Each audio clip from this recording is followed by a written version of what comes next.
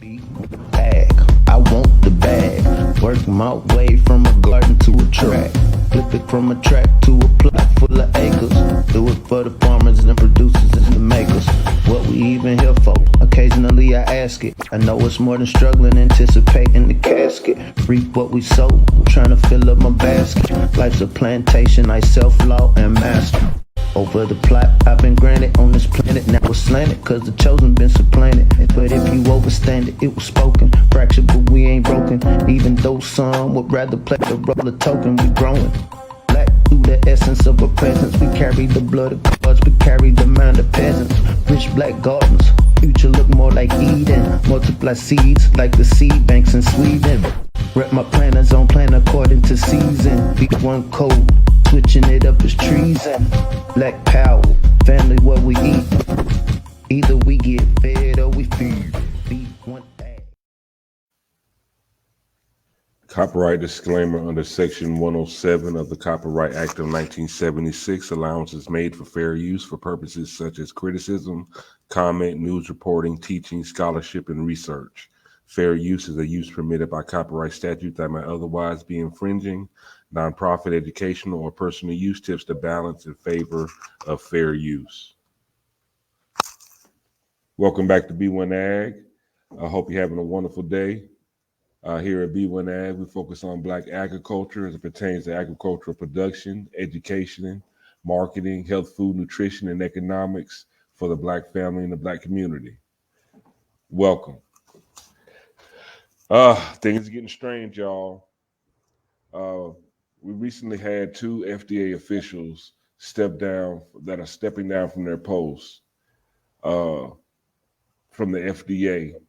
And it seems like they're stepping down from their post over their lack of autonomy or say-so in the rollout of President Biden's booster program.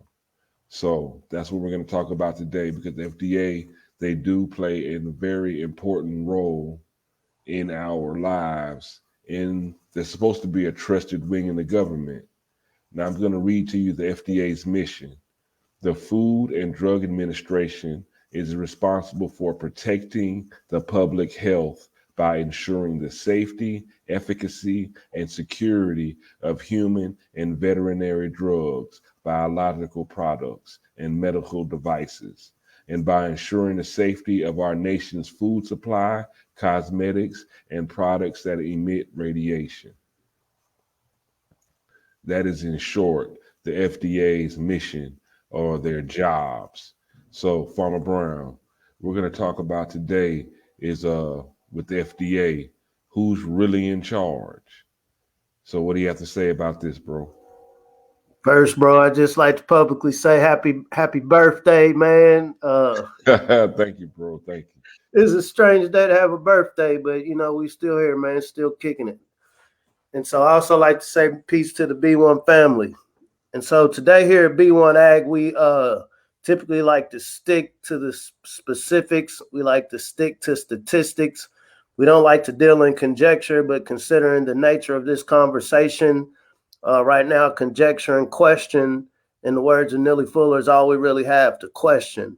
Like Bruh said, so the FDA is a big part of the consumer products that we ingest in our bodies, put on our skin. You know, the FDA serves as a federal filter to decide whether or not this is something that should be consumed by humans. And so the resignation, this came across my attention last night. And so I'm not going to sit here and say I just know all of the inner workings and details and moving parts.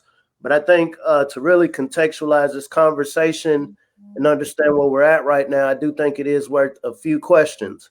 And so as it was brought to my attention, these were high-ranking officials who had major roles historically in Oxycontin and other drugs that were approved through the FDA, and we've witnessed their results as we're coming out of Afghanistan that produces 80% of the opium in the world.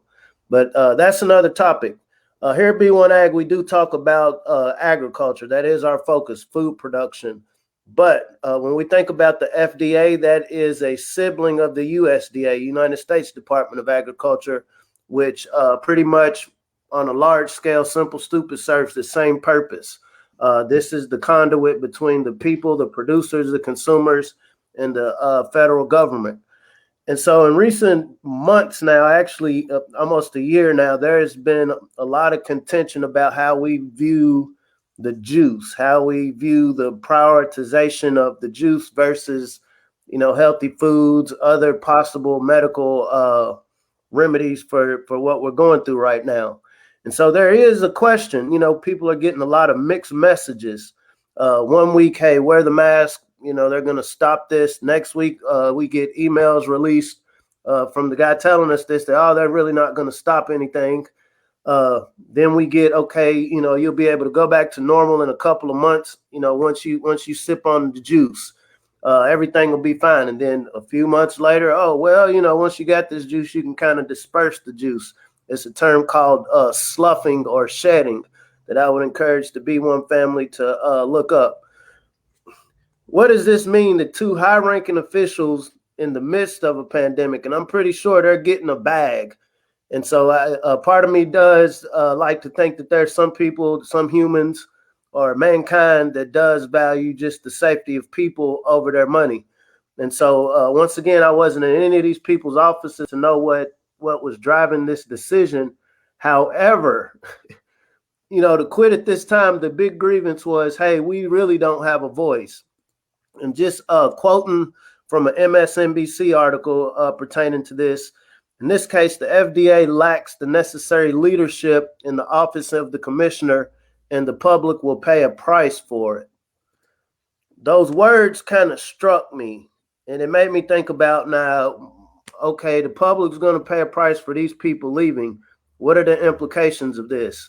Well, also in recent weeks, there's been a lot of people that are questioning the role of the CDC. Because this is another piece of information that, okay, the White House, instead of listening to the counsel of the FDA, instead, went to the CDC. We also know that the CDC works in concert, whether you agree or disagree, with the WHO. I'm throwing these alphabet letters around, but, as a melanated family, wanting to be codified, wanting to be conscientious about the world that we're in, the WHO is the World Health Organization. And so when we think about this, the concept of globalization, this is a UN, this is a wing of the UN that is in charge of health. This is how we're going to make the world healthy by, following these protocols, implementing these programs, implementing these strategies. Over the last few years, whether you're in the conspiracy theory circles or not, there's a big focus on, okay, here in the West, what we call North America, Turtle Island, however we claim it, are we losing our civil liberties, our rights? There are some rights that are just, upon being created by the Most High, we just have them as living beings. But when we find ourselves in a position where we're so dependent on a grid that provides our food, a grid that provides our access to electronics, a grid that provides access to roads and ships, it's a very integrated society, and we're no longer in a space consciously where we can just act like, okay, we're over here in North America and everything else is other people's business. With this pandemic, however you word it, has brought to the attention of many people is that this is a very integrated society. And so saying that to say, when you have the World Health Organization, who ultimately the CDC, which is, for America, is dictating what's going on, we do have to ask the question, how does this feed into, say, the USDA, how our food is produced here? Not to sound like a Trumpite, because it's all the same bird to me. But, his big thing was, hey, we need to, bring the jobs here. We need to focus on what's going on over here. I think the wisdom of that, if we're looking at it from a melanated people standpoint, yeah, we need to, focus what's going on in our community or our part of the diaspora. And so when you have a world organization dictating this does lend to some serious questions we need to ask, or what are the broader implications? Are the melanated people in what we call North America a high priority when it comes to world health, when we do know that there's nations like in Asia, Europe, Africa, South America that are dealing with extreme poverty? extreme food insecurity, lack of access to resources. We really have to ask these questions, but I think you have a video I wanted you to play real quick.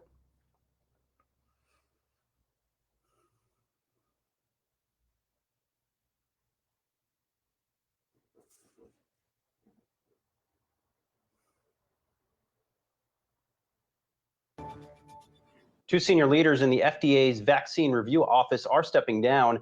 Yahoo Finance senior healthcare reporter Anjali Khemlani is here with more on this and the latest on the COVID front. Anjali. That's right, Brian. Well, we found out this morning, or rather, we found out that we have yesterday that two of the top vaccine leaders, vaccine review leaders at the FDA are stepping down, and senior officials have told multiple reporters that it is largely in part to what is being perceived as the White House getting ahead of and putting pressure on the entity to approve not just the vaccine boosters, but also other parts of the vaccine approval process, and also shifting the focus away from the FDA, which is largely in charge of this, to the CDC and the CDC's advisory panel. So a lot of tension there. And this is actually causing some health experts to make comparisons to the Trump administration and the oversight that came and the sort of heavy-handed top-down strategy that came from the White House last year. So really a tough time over there at the FDA. These two individuals, that's Dr. Marianne Gruber and Philip Krause, are going to stay on through the end of the booster process, but then after that are stepping down. Meanwhile, we know with Pfizer, we got some reports from an Israel study that said the booster shots have shown some pretty strong efficacy data. Of course, not anything different than what expected, about 70% there. And so that's really good when it comes to the whole discussion of what does that mean for the general population, as we know that the US is studying that, looking at that, and hoping to, within the coming weeks, approve boosters for Americans by September 20th. Back to you. And then Anjali, also on the Pfizer and Moderna front, a study out of Belgium kind of looking at the response, the antibody response produced by those two main vaccines. What did we learn there?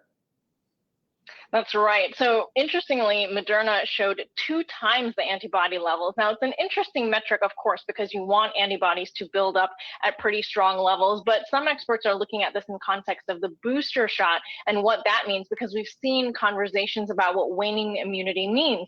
There's half of the, maybe not half, but there are certain health experts that look at antibody levels as an indicator of waning immunity, while there's another thought within the health community that antibody levels aren't specifically what should be looked at, but rather the memory that is instilled in the body, which is the B and T cells, and how they remember to fight off the disease. So these two trains of thought, of course, are pretty interesting, and we'll see which one sort of wins out, but that sort of plays into what we know and what health experts are looking at when it comes to the need for boosters.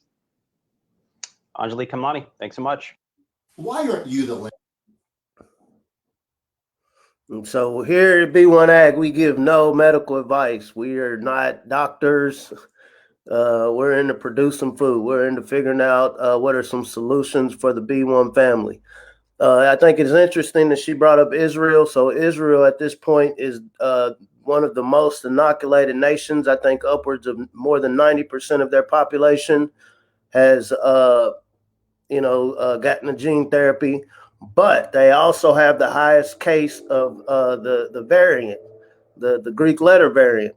And so I think, what's understood doesn't need to be explained, but there are schools of thought that, hey, the more juice that's, willfully taken, the more juice that spreads amongst other people.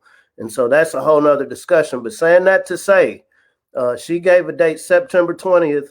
One of the reasons why these FDA officials resigned, because they felt like they were being bogarted by the White House to make decisions. We saw a few weeks ago, there were a lot of people like, I ain't taking nothing until it ain't even FDA approved yet. I ain't doing nothing. I ain't doing nothing. And so it's like, the White House said, all right, boom, the FDA approved it. On the back end, from indicative of these resignations, there was some force behind it. And evidently these two people that resigned didn't have the input that they felt was necessary for this decision to happen. And then they were expressing their contention with this rollout of boosters. The other day we were talking with Dr. Boyce, just talking about the economics around this. And so what a booster represents, take the health implications out of it. What a booster represents is, oh, you need more. Okay, this is starting to wane, so you're going to need another one. Oh, 2 years later, you're going to need another one. And so if you're the company that's providing these new Smurf berries every year, you're standing to make a large profit. When you have stakeholders, when you have investors, you stand to make a large profit. We are a nation right now that's going through an economic crisis. And so if you're one of the 1%, the 10% who's actually made some money during this crisis, once again, what is the incentive outside of, hoping for people to just have empathy for humanity? What's the incentive to stop?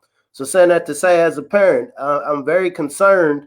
Like, okay, if any sort of mitigation like this is pushed through, and it's going over the heads of, say, agency like the FDA for your children. Okay, I want you to go to the schools, but before you go to school, you got to get this extra. You got to get these Smurf berries. And then there's some people say, oh, well, we've taken Smurf berries, all this time, and nobody ever asked questions. But then you think about people talk about autism. You talk about all of these health issues that we see continuously getting worse in North America. Now, you don't have to be a doctor to assume, like, hey, you know what? Maybe there's something we're doing, whether it's in our diets, whether it's the way our food is being produced, whether it's the way our food is being stored, whether it's where we're shipping our food in from. Whether it's how many times a day we eat. All of these things factor into our health outcomes. Here at B1AG, our main focus is we need to get back to the garden, and we need to support the melanated farmers who are already putting this work in. That is our ultimate goal. We're not political. We're not here to try to tell anybody what to do, more so than just pointing out the opportunities. In a case where you see that clearly on the federal end, there is an objective, there is an agenda. I want y'all to do this. And if y'all want my help, as I'm paying farmers not to grow anything, as I'm making it hard on, they have people on the news now saying we need to make it hard for people that don't want the juice. And so what we know is this is an effort. This is an intent. It's not an idea. It's not a maybe. It's not a theory. It is an intent to create this divide in the country between people who agree with Smurf berries and people who don't. And so, as an advocate of somebody that eats, because both sides have to eat, we really have to revisit our dependency on these systems that we see in flux. Like I said, for the sake of having healthy food, you would hope that the FDA, the professionals there, the doctors there who have spent decades of their lives learning about food security, what do they say, biology, learning about chemicals, radiation, you would hope that they have a voice. You would hope that their voice is going to influence the guy who finally writes the check, the guy or the lady, if the guy is not there or loses his capacity, who's going to be making these decisions. And so when that process that, many people believe in is disrupted, we're left with a situation on our hands. Now, what are y'all going to do? What if what we're talking about is absolutely true, that the FDA, CDC, none of that matters. This is literally a global effort. There's a global entity somewhere that didn't grow up the street from Miss Jones. The people who are putting these things, implementing these things in motion, they don't look like you. They don't come from your culture. They could care less about American culture. They see the world as a big trap house, right? And so what are we able to do within our communities, within our households, within our networks, just in case this goes horribly wrong? Because we've watched just over the last few weeks how things can shift so quickly. I mean, just a few weeks ago, people could just easily go to a restaurant, no problem, order delivery. And literally after the Mayor de Blasio had brought it up about, so you can't go in this store if you don't have this piece of paper. This is now a thing. And then, once the FDA was coerced, as some would say, into approving certain gene therapies, okay, now, the president came out and said, now I hope the private sector takes note. And I want you to mandate this within your operations. And so now you're looking at the possibility, who knows the future, of a large fall away from the workforce. And then some people say, all right, well, I'll just quit this job and go to another. So what happens when you find yourself in a situation where your alternative of where you work says, well, you're not even going to get this job until you eat some Smurf berries. As a melanated family, up to this point, I haven't heard anybody say it is against the law to grow anything. I haven't heard anybody say it is against the law or you're mandated not to learn how to garden, not to learn how to plant seeds, not to learn how to network with people that are producers, not to create distribution networks. There's some very serious conversations we need to have. I hate to sound like a broken record when we have these conversations, but it's like literally every day there's some new bit of news, some new bit of truth that is brought to our attention that is up at the end of the day. It's up to now, what are you going to do about this?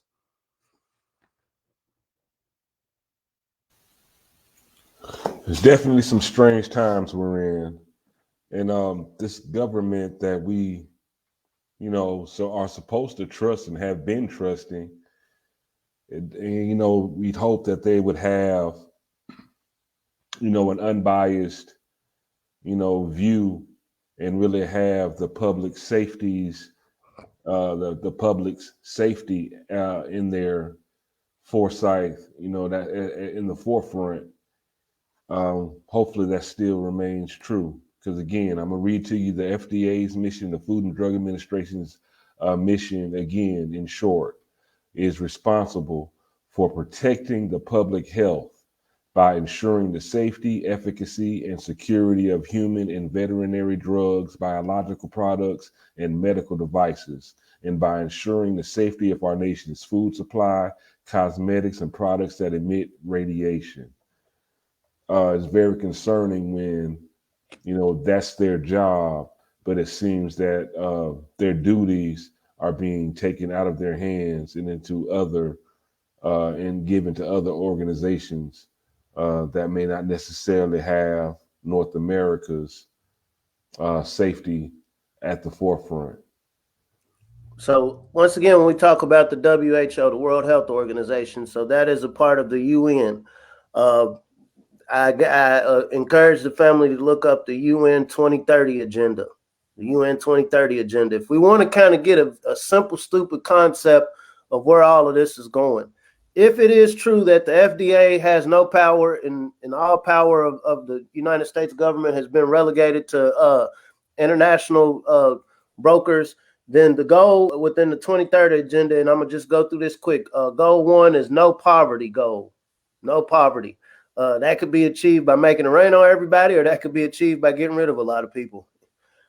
Zero hunger goal. Once again, that could be achieved by making sure a lot of people not only have access to healthy food, but investing in educational programming to teach people how to grow or reduce the amount of people that need to be fed. Goal 3, good health and well-being. Goal 4, quality education. Goal 5, gender equality. Goal 6, clean water and sanitation, Flint. Goal 7, affordable and clean energy. We like our gasoline. We like to go gas our vehicles up. A lot of people in the U.S. is like, cool, I want to get in my four-wheeler. I want to get in my Hummer. Yeah. If there's an international power broker that's saying, no, I don't want you to have that, what's your get back? 7, affordable clean energy. 8, decent work and economic growth. And so we see what the stipulations behind employment are now. There's this notion that, people don't want to go back to work because they're spoiled by the relief packages. People are just lazy. No, for one, a lot of these jobs aren't paying a livable wage. Prices are going up everywhere. So, okay, I just came up on a job, $20, $30 an hour. But what it is, where I'm living at is going to be $1,500, $2,000 a month. Food prices is going up. And so I think people are starting to really, do the personal math of now, is this worth me going to this job? Not only that, they want me to take Smurf berries if you're not into Smurf berries. Goal 9, industry, innovation, and infrastructure. Do we have a lot of melanated constructors out there, construction companies out there? I know some personally, but I do question, do they have the capital to compete with the larger entities who will be vying for positions to build this new infrastructure? Goal 10, reduced inequality. These are very vague. One that said gender equality, And then this one said reduced inequality. I mean, is this equality between tall people, short people, dark people, light people? Very vague. 11, sustainable cities and communities. What this means are computer grids. This means I encourage the B1 family to look up China's social credit system. Sustainable means I'm exhausting the least amount of energy and getting the best result.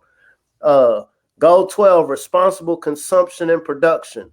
Now, when somebody says responsible, what comes to my mind is a parent, parental, matriarchal, patriarchal order, responsible. So responsible under who's measuring this concept of responsibility. Because what's going on in North America is going to be very different than Africa, very different than South America, very different in Asia. So, what is this measuring point, this balance point of responsibility when it comes to consumption and production? Goal 13, climate action goal. And so once again, we were talking about the farmers in North America who are being incentivized to not grow anything, even though we know we're going into a food insecure space right now with all of the shutdowns, with all of the chinks within the distribution system. But farmers are being, hey, I'll give you more money not to grow anything. And so, and a part of this is, we want a cleaner planet, less gas emissions from your tractors, less cows out here farting, less fertilizer in the soil. And see, all of these, depending on where you stand, can be justified. And so this is why it's complicated. And then 14, life below water and life on land, meaning, what's going on in the water, what's going on land. And so this is the UN 2030 agenda. Like I said, if I was a proponent of the UN 2030 agenda, it makes all of the sense in the world. There's nothing that you could tell me how this isn't a formidable, righteous, humanitarian goal for the United Nations, for a united global front. There's nothing you could say. If I was on the flip side of this, if I was against this, I'll be like, now who's the one making these decisions here? Who's the one saying, how do we go about making no poverty? If you're somebody that's into the good book, it said the poor will always be amongst us. And so how do you eradicate the poor? And many times I think about the Georgia Guidestones.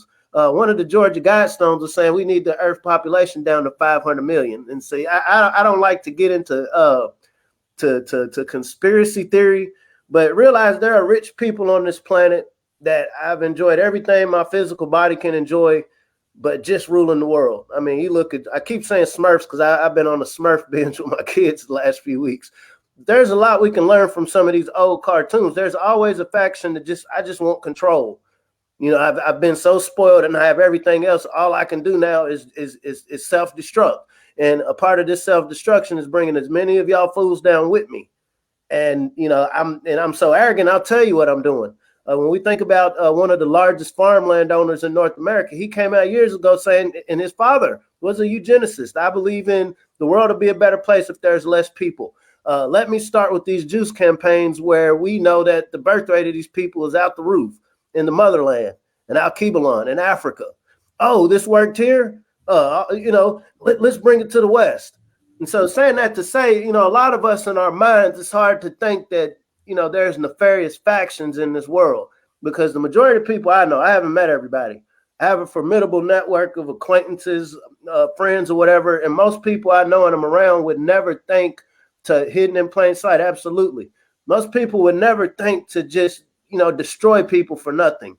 Most people I rock with, like the concept, I want the world to be better without you. Most people I know, okay, hey, if I don't like what you got going on, I'll just go to my own space. But most people I also know aren't billionaires that have access to, say, a FDA, that are able to pay people off. I have to jump in the rabbit hole briefly. We think about the Epstein concept. Some schools of thought say he set up honey traps for world leaders. And this was from all through the 2000s up to when he allegedly, and I say allegedly, committed suicide. What this represents is, hey, I got dirt on all of the people who's going to be making decisions. And it was very ironic when he got offed or Epstein, his partner in crime, what is her name, Ghislaine Maxwell, she got locked up. And it was during this time when all of this stuff jumped off. maybe they have nothing to do with one another. Like I said, today's show is just more conversation, and I'm babbling on. But okay, I realize these world leaders are making some very crucial decisions that are affecting billions of people, and you got to wonder, like, hey, if you look at, you go to these YouTube videos and look at the like versus dislike ratio, it's a lot of people that are in contention with a lot of decisions that leaders are making.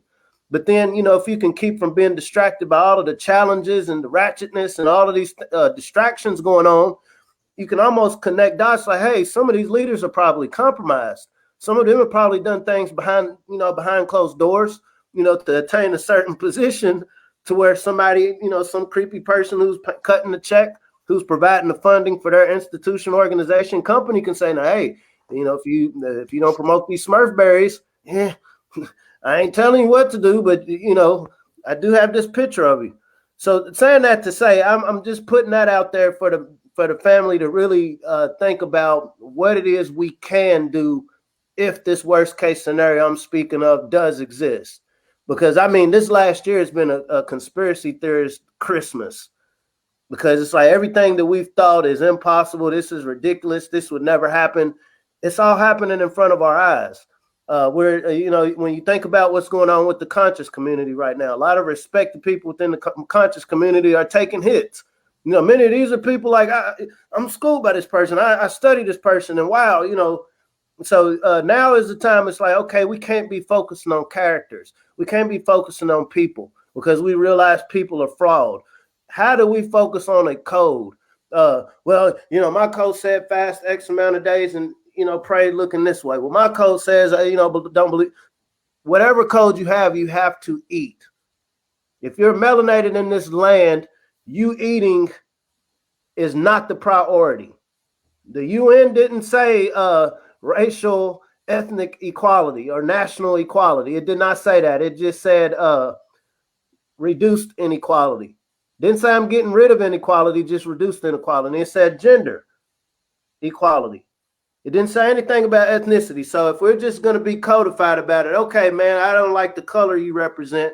I don't like the block you represent, but I know that block where you live at, Southside Chicago, New York, wherever we're drilling right now, everybody has this common need to eat. All of these blocks have spaces, whether we're talking about the urban gardens that we keep talking about, the container gardens, the vertical gardens, barrel gardens, box gardens. If we're talking about the Deep South, hey, there still are some melanated people that own land. A lot of them are older, and they need some younger people to take interest. A lot of them aren't going to be able to go online and find the best workers. If there is going to have to be a conscientious effort from a critical mass of us that just take initiative. Let me find somebody. Let me seek out somebody that I can learn from, not take advantage of. The lead farmer the other day, he made a good point. He was like, there's multiple types of preppers. There's some preppers that let me get ready now so I don't have to wait till later. There's other people that's like, oh, I'll just worry about it when it happens. And then there's other people who just like, I'm going to wait till things go bad and just take what you've been preparing. These are dynamics within our community. But once again, I can't stress enough, family, we have a huge opportunity right now.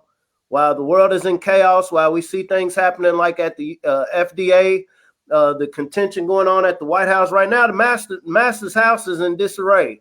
And so he doesn't have much time to be going out in the plantation seeing what the slaves are up to. Outside of a couple of Stevens who going back, caping, we have a huge opportunity right now, family, to not only figure out a new way to, educate our offspring, to really get them focused on, okay, hey, if you can solve the food problem just within your community and you develop a good model, guess what? You can sell it to others.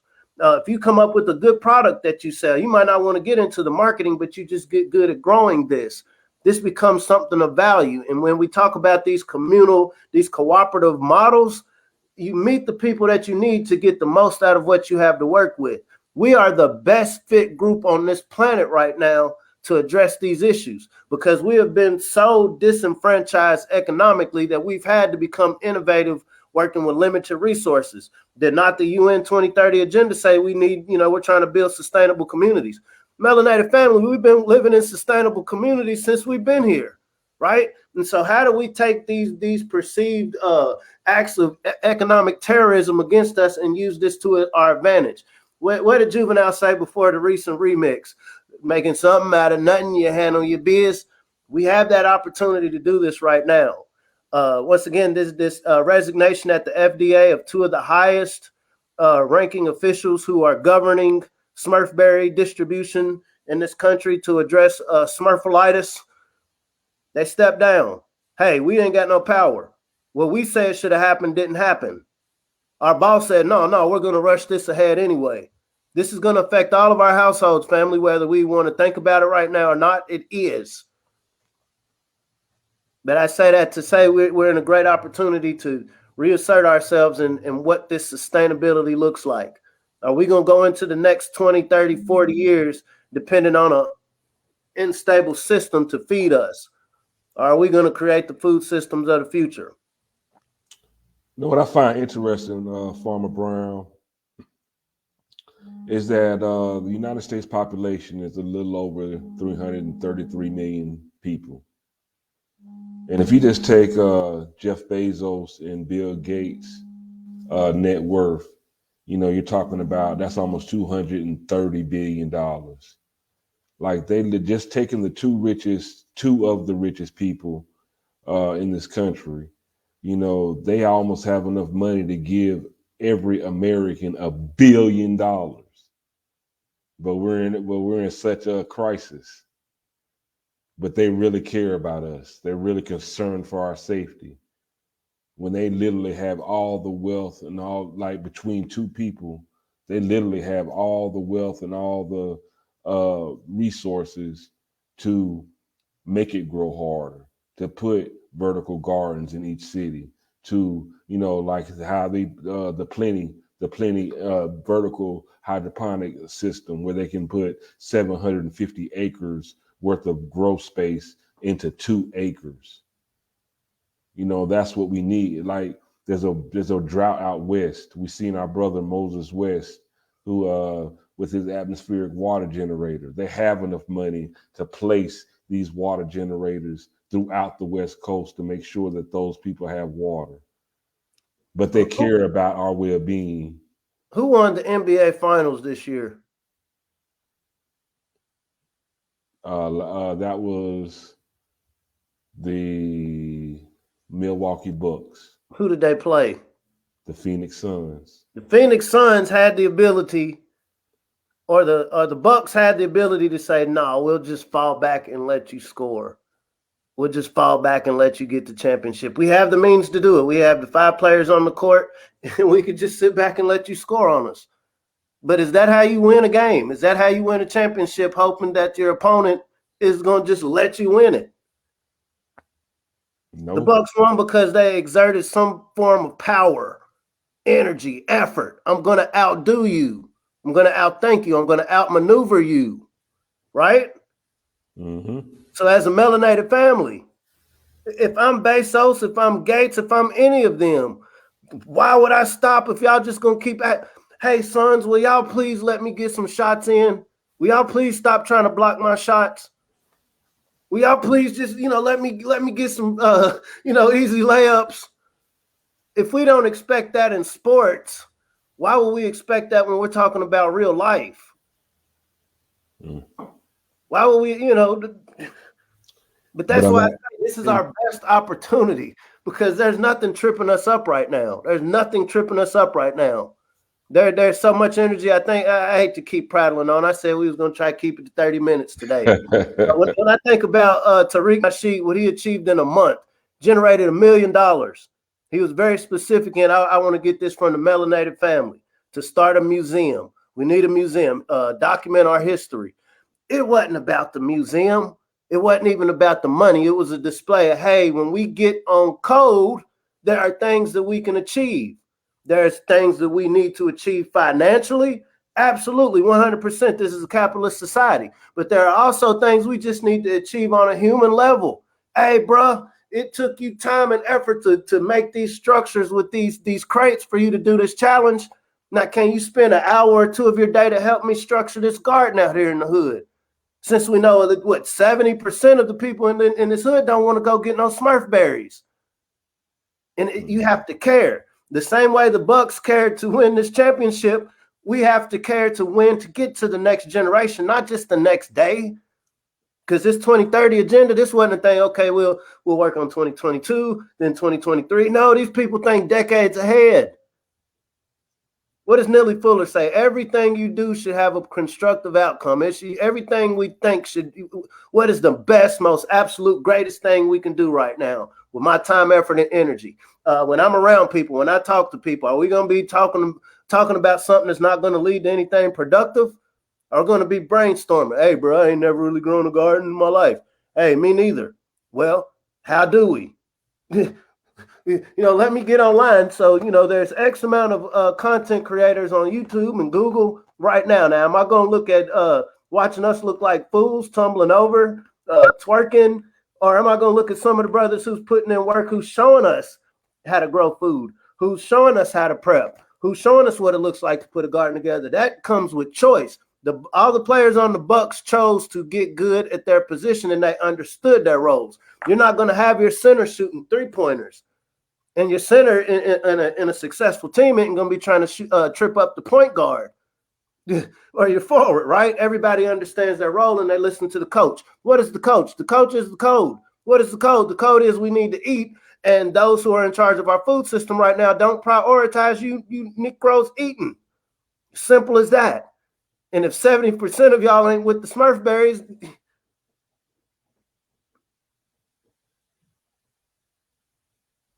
there it is, y'all. We need to get on code, and the code is we all need to eat.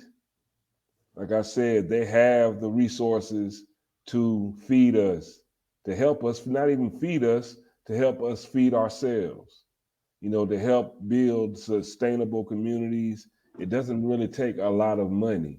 And again, another one of our mantras here at B1AG is many hands make light work. So even though it is a big task, if you have enough hands on the job becomes a lot easier. A lot easier. We're going to have to feed ourselves. We're going to have to feed ourselves. We can't depend on them to do it. Because if the government and these private agencies and these wealthy people were really concerned about things and our safety and our well-being, there are very simple, very practical things that they can do to ensure that, but we see that they are not doing it. So we must do it for ourselves, and there's nothing wrong with that. As a matter of fact, that is a blessing because we do have the ability to do it ourselves, and it's really not a difficult or complex task. Grow your own food. We've been doing it since the beginning of time. We can't forget that survival skill. We just need to put it back into practice and go back to a simpler way of thinking and living in this digital world. Don't forget, even though everything is online and everything is through some kind of device, just like we're broadcasting through our screens and laptops and telephones, there still is a real tangible world outside of your door, outside of your window. There's real dirt and grass and air, at least it's for now. At least we still have it available now. So let's use it for what it was really put here to do. And that is to sustain life. These crate challenges and things like that, we watch people fall down. Let's stop looking at people fall down and use those crates and our abilities and our God-given talents to build our communities back up. So it's been a great topic. Again, y'all, the FDA, two of the top officials stepping down. They feel like they have no say-so in what's going on with these mandates and rollouts of the booster shots and policies that are affecting our daily life. So much so that they're willing to quit their jobs by, hey, don't blame me. Don't blame me. So that shows you how serious it is when someone's willing to quit their jobs as to even think about being blamed or pointed to as a reason for results that haven't even came down the pipeline yet. It lets you know what's really going on, who's really in charge of the FDA. That's supposed to be our trusted overseers of our public health. Something to think about. Remember, nobody loves you like you. Here at B1AG, we love you too. Thank you for checking us out, looking at it. And thank you, Chris Mack. Thank you again. May that be sent back to you tenfold. Many blessings. And if you really want to know something, Farmer Brown, what do the people need to do? If you really want to know something, let's learn how to grow something. There it is, y'all. Let's stay in a growth mindset. Let's grow. Let's keep it growing. And, let's spread this word. Like, share, and subscribe to B1AG Daily Bread Podcast. Let's make sure that we have this discussion with our people, our family, our friends, our kids, our nephews, our cousins. Let's really have this real conversation every day about food. There's nothing more important in this world to us as humans, just as humans, than food, water, and air, So let's make sure that we have access to clean food, water, and air every day. Y'all take it easy. We'll come back at you again with another topic, keep this discussion going. And hopefully we're going to keep this, not only this platform growing, the knowledge of where our food comes from, what's going on with our food system, and where we as a people can take it and make it more equitable for us. Be blessed. Peace out. Don't turn up too hard, bro. Oh no. I'm. It's hard to turn up when you're grounded, bro. I'm keeping my feet firmly grounded. Take it easy. All right.